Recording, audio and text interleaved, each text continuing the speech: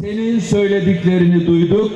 Sen bu şehre... Ekrem İmamoğlu şaredarê Stenbolê ku di medyaya Tirkiyeyê de navê wî yek ji favoriyên namzedê bo hilbijartina serokkomariya wî welatî ya Hezîrana 2023 tê destnîşan kirin, bi henceta tehdê li endamên hilbijartina bilind a Tirkiyeyê kiribû, cara sisiyan hate darizandin. Dozger derbarê İmamoğlu de heta 4 meh cezaya zindanê û qedexeya siyasetê xast. Dadger piştî guhdarkirina dozger û parêzeran biryar da ku doza İmamoğlu ji bo 14 kanûnê were paşxistin.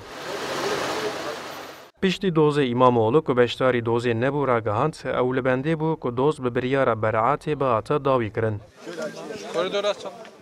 Beraat verilsin diye Hêviya min ji dadgehê ew bû ku tohmeta li ser min bêra kirin û biryara beraetê bihata dayîn û doz bi temamî bi dawî bibûya. Lê doz hat paşxistin. Ji ber biryara hatiye dayîn, ez matmayî mam û xemgîn bûm. ki ben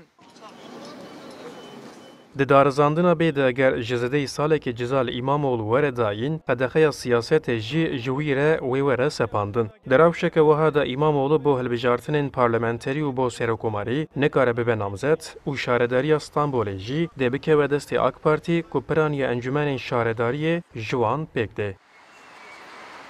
Li AKP hinkî de tirse ji bo alî İmamoğlu li sehada bikeve kenarê ji bo siyasî hemlekî çêkirin, ji bo îtibara wî xerab bikir.